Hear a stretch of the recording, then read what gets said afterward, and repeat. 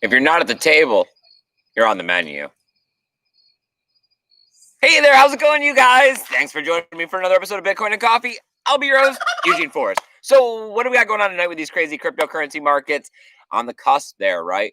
28,700, 2,800. People eyeing 30K, wondering if we're going to break it before the end of the year. Tomorrow's do or die for that one, right? Whether or not we're going to do it, it's not super important, right? It's important in the sense that it's going to bring clickbait, bring those catchy titles, be able to get more people, because we're still not seeing the average consumer, the mom and pop, the person working at Walmart and McDonald's getting into Bitcoin. Even though we're starting to see more third parties be able to offer Bitcoin to them so they can go ahead and hop on this cycle still, because it's not too late. There's still plenty of time, even at 28,000, to be able to invest Bitcoin. Not that I'm giving financial advice, but it just depends on how long you've been here, on whether or not you can see the cycle of Bitcoin and you realize how undervalued this asset is as we move into the digital future. And I was here trying to tell other people about the good word of Bitcoin, and man in the chat over there. So of course, please comment, because we have our lovely Sammy over there manning it. Good evening, everyone. How are you doing over there, Samantha? I'm pretty good. Good. Yeah. Enjoying your evening? I'm glad it's finally warmed up. Yeah. It's Florida cold, so that's like 50 or something. Like, yeah. So, we seen Adam Meister earlier. Oh, he is. Ooh. He's happy. He is atoming it up, like, for sure. I guess I don't have 40 Bitcoin, right? I mean, so I'm not going to jump around like that yet. I'm also not cashing out. I've started trying to figure out what my future plan is for more accumulation, right? Because as we are seeing the next cycle, it isn't too early. People are eyeing 200,000, maybe with a pullback to 50. So crazy days ahead, right? We're seeing all kinds of adoption flags flying as we see. I got one of our news stories about football players, looking at Bitcoin.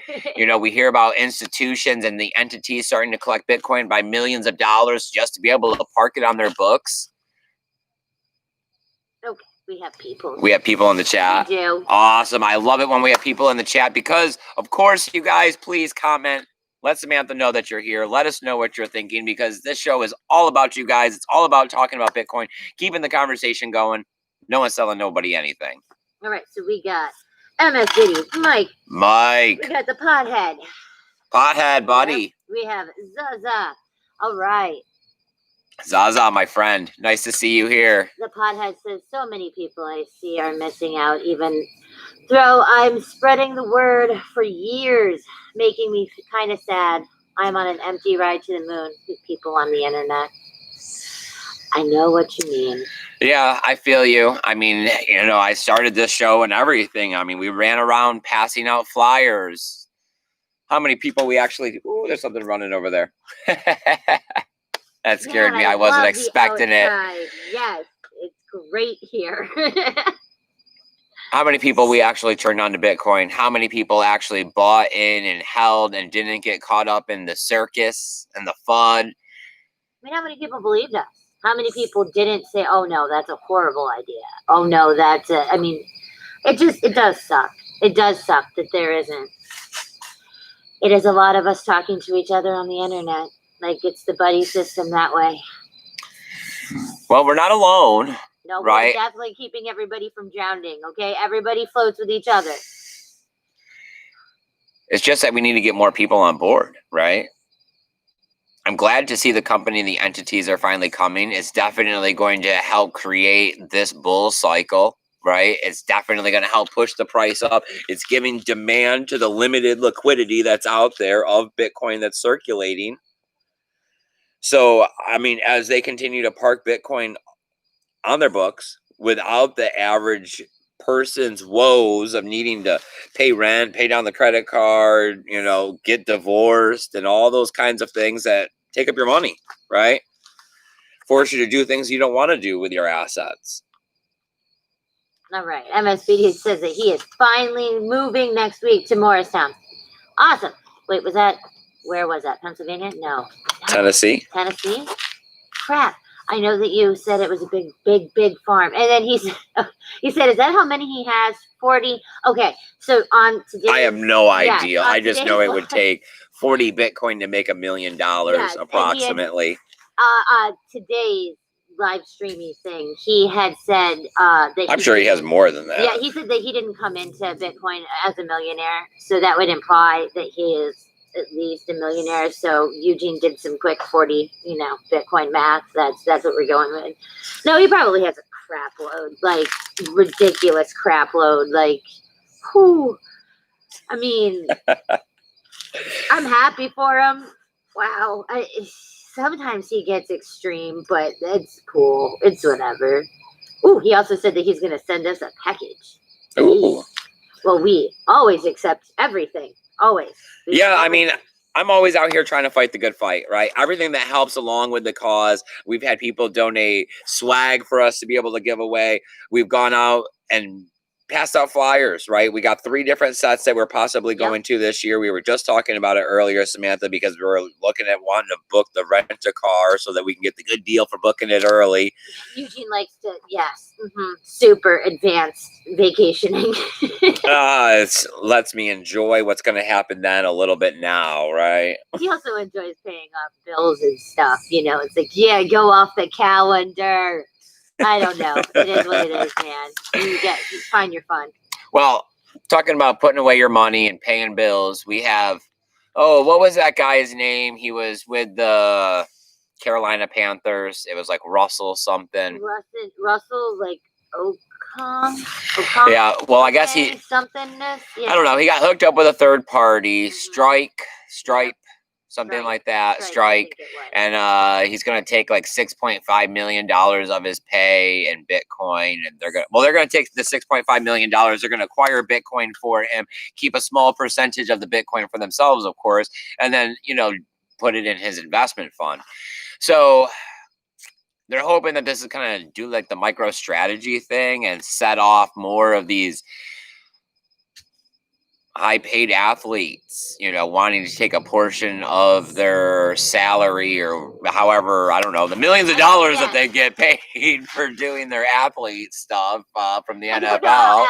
Professional athleteness works, but yes. Their contracts.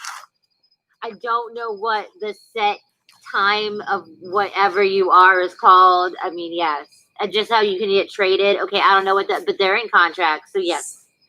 Athlete stuff. I mean, you gotta think. Come on now. I mean, for real, like the tennis players and golf players getting paid in Bitcoin. That'd be awesome.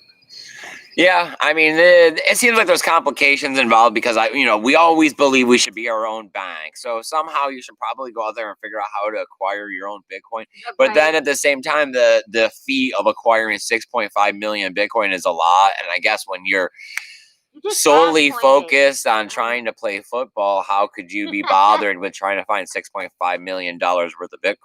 You just go to Coinbase and ask them for them to facilitate it for you.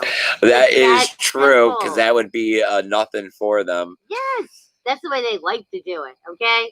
Screw your little bit. No. All right. Count Bitcoin says hello. Count Bitcoin. Nice. Thanks for joining us, my friend. As always, we appreciate new people. Please comment in the chat. Let us know what you want to talk about because we're just hanging out here. Satoshi James says accumulation time. It is still time to accumulate.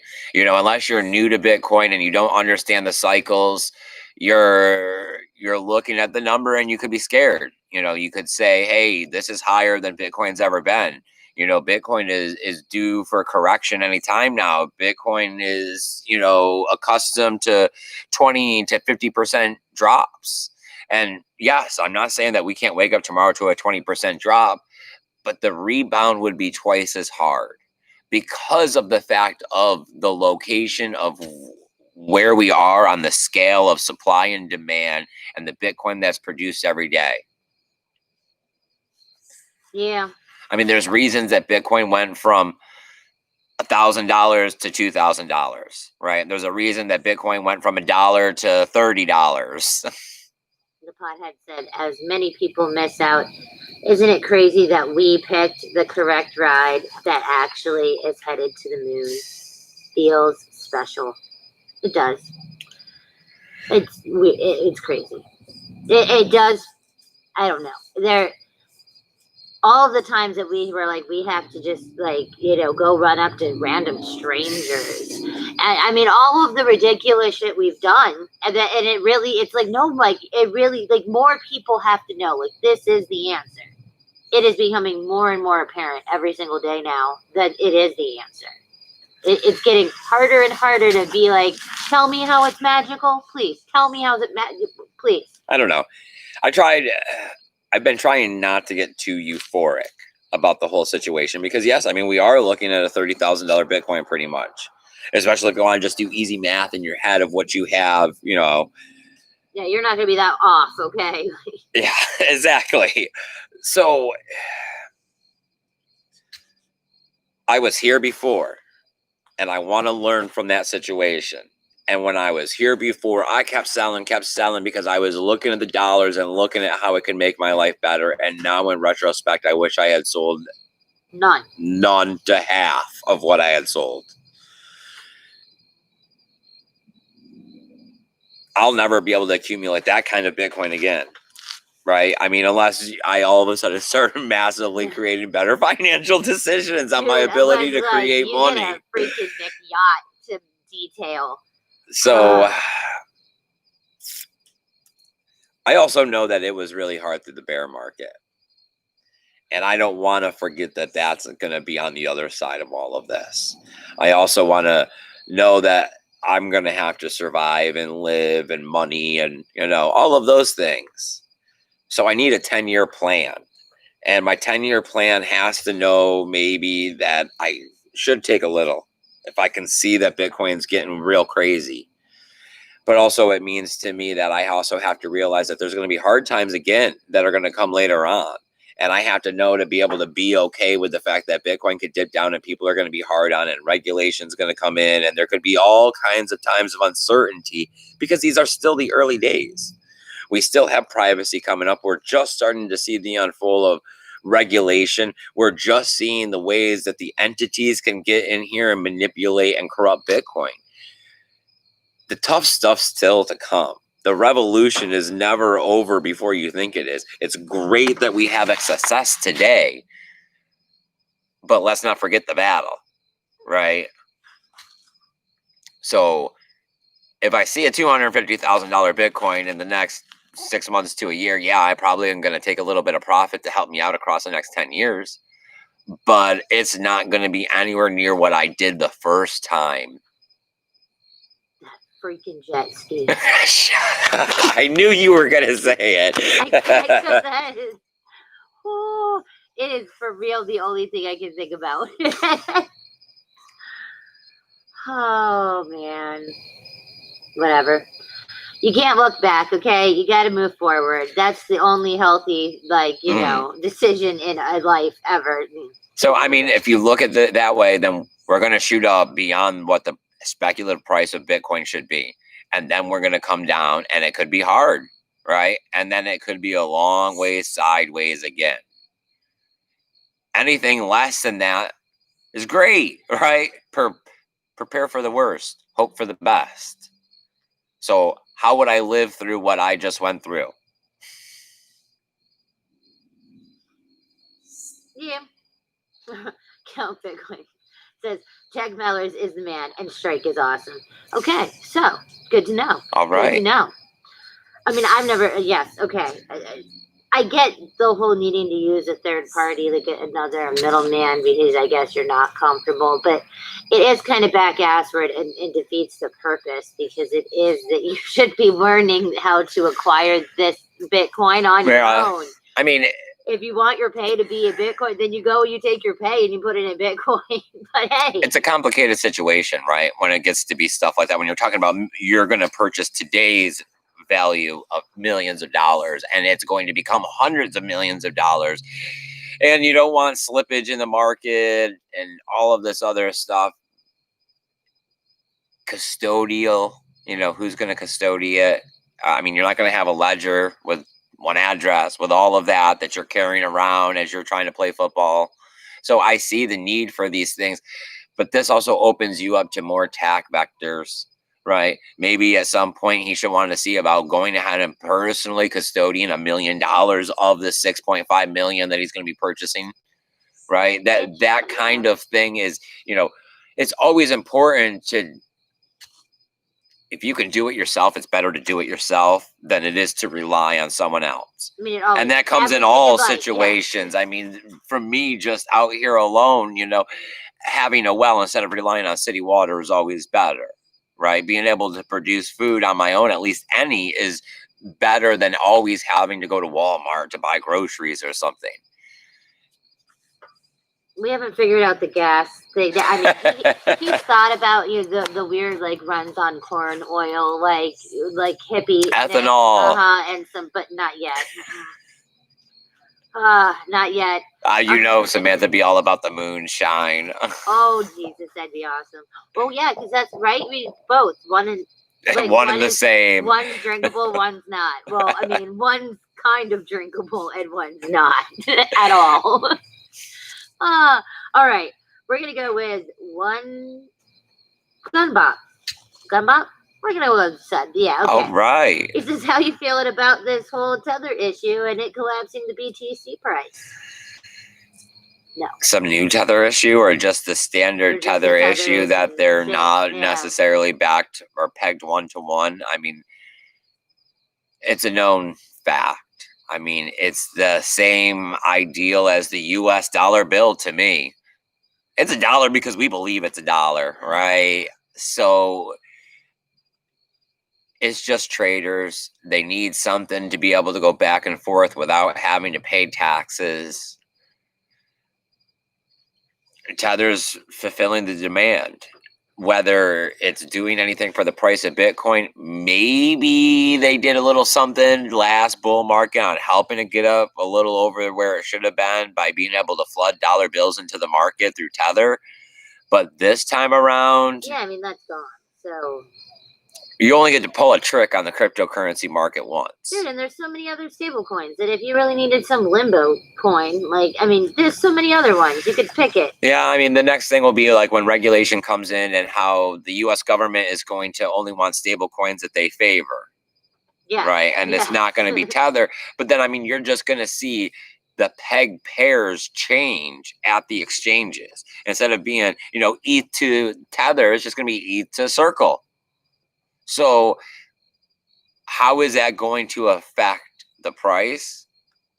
It isn't, because the traders are still going to get $1. They don't care what the currency is. It's just another ticker in their wallet as they're trying to get their dollar go up. The Podhead says definitely prepare for the coming bear market. And Zaza says, I lost my hardware wallet on the football field. Ba-dum-bum. I don't know, man. I got tackled. I had it 1 second. Now I don't. No, it is the size of a flash drive. Figure it out. Yep. I know. What do you mean the coins are moving off of my wallet? They've been mixed and you can't trace them anymore. Oh, God. I don't know where those millions of dollars went. Or something. No one told me that. Yeah. I guess I can't split that in the divorce then because I don't own it. It was stolen. I also have no access to it in any way. Yeah. Oh God, yes. I mean, I don't know. I don't know. I still love how and everything. So yes. I love how Fluffy Pony and Charlie Lee both jumped out of the cryptocurrency forefront of all of this before, after the last pump. They're like, okay, let's regulations coming next. Let's out. Yeah. I mean, everybody wanted to talk. I mean, so much, especially about Charlie Lee, because it was oh no, man, he's in it for he's in it to not get freaking sued and to not get. I mean, yes, it's one thing to want your coin, your thing to actually work, but okay, you don't want to go to jail and you don't want to get banned from countries and things just cause. Yeah, you got to know not as the individual. You gotta draw that line there on getting rich when it puts you in jail, because it don't matter how rich you are when you're in a cage. I mean, I don't know. They both did the same thing in different ways. I do believe that Charlie Lee did it a little bit more gracefully and whatnot, but hey, to each their own. They're both out of it. Like, well, I mean, Fluffy Pony, you never knew how much Monero he ever owned. no, man, because some of it blew up, and like some of it this, and some of it that, and hey, I don't know, it's not even mine over here, and I know, yeah. I gotta loved his name, Fluffy Pony. How awesome did that have to be when you typed that in? Mm-hmm. So, I mean, the only last little bit of news I got over here is that the only kind of FUD I can find out there is that they're talking about the power consumption again, right? And how Bitcoin is consuming as much as a small country with 200 million people for a population. Cool. So we're global warming it, right? Yeah. Mm-hmm. I don't know. I mean, the energy consumption is always an ongoing topic of Bitcoin and the downside of the value and blah, blah, blah, blah, blah. And it always depends. It's the story, right? I like to use the word story. It's about the story that you tell yourself, right? Because you say, oh, well, the dollar bills, they run all those trucks, they run all those billions, they run all those banks, right? When I hear about how much power it consumes, I think positively usually. I mean, important things take a lot of power, right? Energy is something that is what is backing when we talk about the hash rate. It's the ideal of our development of power is either good or not good. Yeah, our point of view, I guess. Like, I mean, well, yes, I mean, right, either you're developing electricity through solar power and hydro and those things and using it towards Bitcoin, which is great, or you're using nuclear. Right. And they start talking about the coal industry in China and how 2/3 are under half. No, what was it? Up to half of the Bitcoin mining rate comes from China, and one of the main productions is coal. But then at the same time, for years, the narrative has been is how these are hooked to the hydro dams, and that's why the hash rate falls off at certain times of the year because of the lack of flooding. So that's maybe that's only. It's always the story. It's always the stories that they're trying to tell to get people to go in and out of Bitcoin, but it doesn't work anymore. You know, it is that old South Park commercial bit or whatever of where they're sitting there like, oh, call China. You're not helping me. I can't do characters. I can't do characters. Impersonations do not happen. The Podhead says that power equals jobs. I mean, right? Okay, yeah. Don't they have to have people scoop the coal? Okay, and don't they also have free power and rolling blackouts and like crazy shit and with their power in China? So I mean, like, no matter what, their power structure can't seem to be all that amazing. So I don't know. That somebody just needs to come up with the first little. I mean, you can make a Raspberry Pi run off solar, I'm sure. Like, just bam, just for the test. I mean, what we were seeing all-time high hash rates for a while. People were wondering if the price was going to follow. Well, it is now, right? You can see that it's going to. People keep talking about how much Bitcoin are out there, saying that 900 Bitcoin are produced every single day, but the miners aren't giving it all up. I mean, that's not the point in what they're doing. Like the farmer, you don't starve. Okay? Yeah, the farmer eats the best potatoes. Okay, those ones don't go to market. I don't, serve out the fattest chicken. I know. Yeah. It would seem naive to think that nobody is hodling. I mean, for real, everybody's trying to now. Everybody. That seems to be the theme of 2020. Is really like, how much can you get?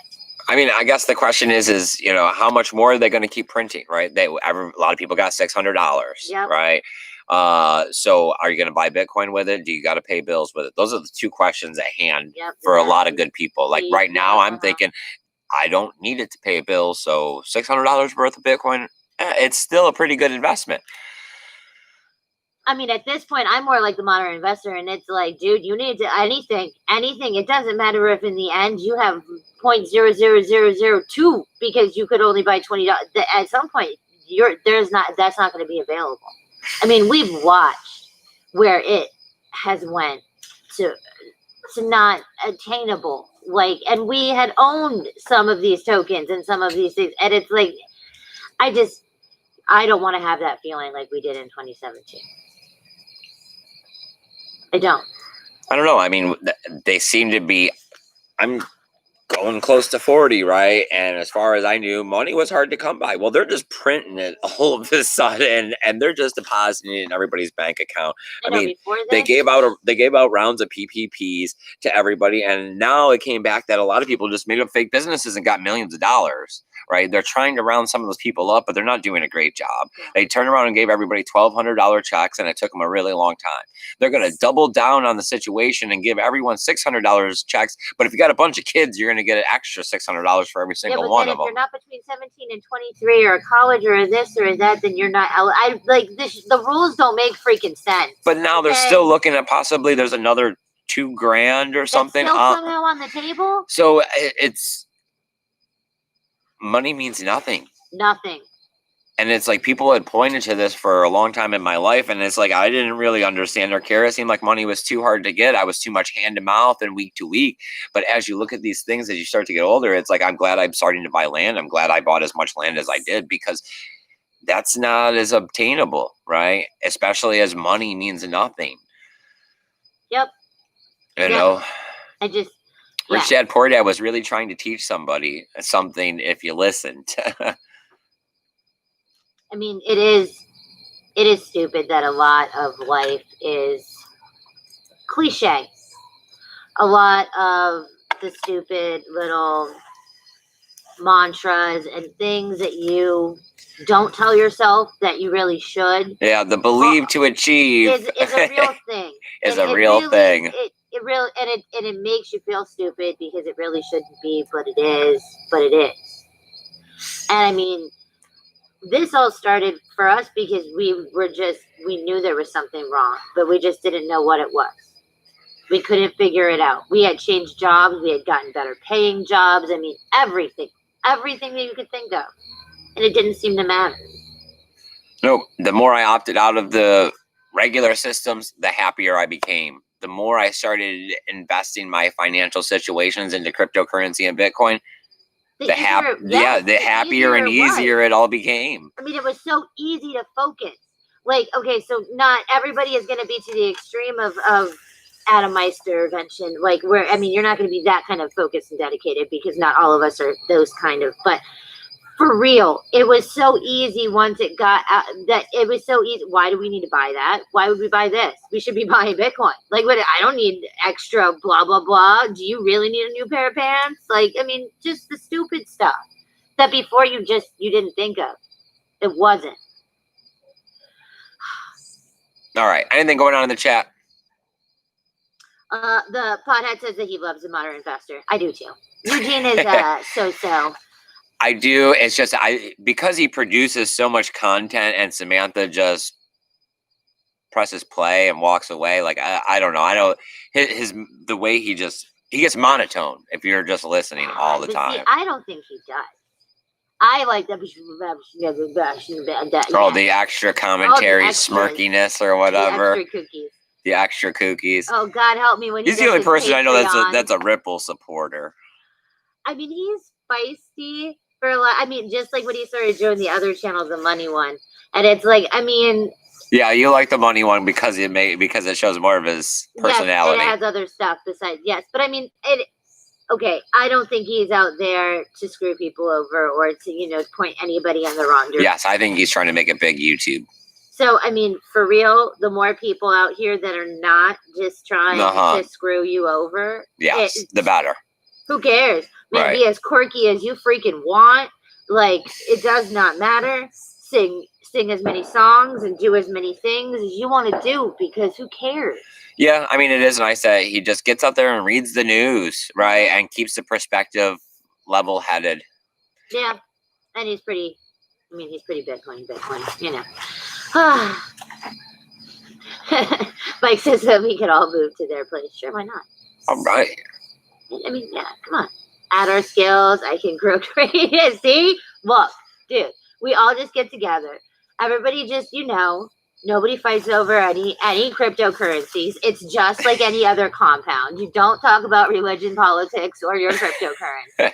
And it'll be fine. Because the last person who gets punched in the face because of hex or something is going to be, that's going to be the problem. So. Well, I mean, I know that we've started setting off to be able to get off on the right foot here for the New Year's. Yep. We let the bunny love happen. Mm-hmm. Yeah, so there'll be rabbits here. In like 32 days, like no time. We started making plans to order trees so that there'll be a new tree every week for, I think we're shooting for 20 weeks almost, 15 to 20 weeks. It'll be fun. The incubators are getting sterilized. I know I pulled those out the other day. Yes, he is. I don't quite know. Now, it only works because we're in Florida, so our winter really doesn't work. But, I mean, he always tries to, yes, incubate where it needs to be very, very climate controlled in winter.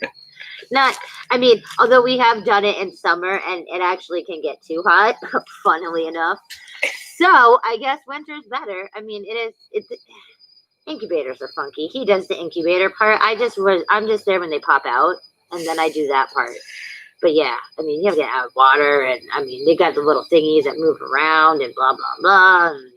Mm-hmm. Oh, and Mike doesn't think Mike also likes a modern guy. Mm-hmm. Yes, and that he doesn't think he gets monotone. See, I don't either. I think it's just. I think that Eugene is able to zone out on him easier. Yeah, I don't know. Maybe like when you heard the same Ripple news getting banned by Coinbase and blah, blah, blah for the 20th time, it's like, oh, God, just. Well, apparently one of our dogs, somebody wants out. Cool. Well, that should pretty much do it for this episode. Unless there's anything you guys want to talk about, please go ahead, comment in the chat. Give Samantha's voice a reason to come forth. Right? He says that he is not XRP at all. All right, but he does do a lot of news about it. I mean, I don't think. But he also just said, this episode, he's like, oh, I was hoping to go down to 10 cents because I'd buy. Yeah, but he's also so, snarky. It's it's one of those weird where half the time I don't know if he's joking or not. And I don't know. He says that he holds. I mean, I know that he talks about it a lot.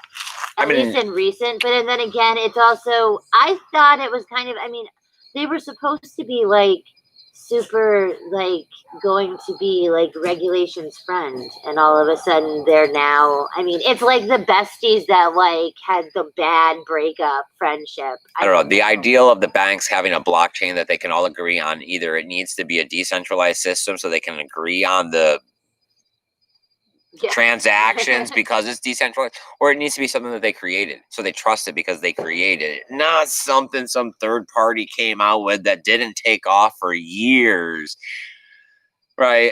Once it sat around and didn't get off the ground in the first 5 years for a banking industry or platform or whatever you'd like to call it, it was dead. It had just been them pumping and kicking it around trying to make money.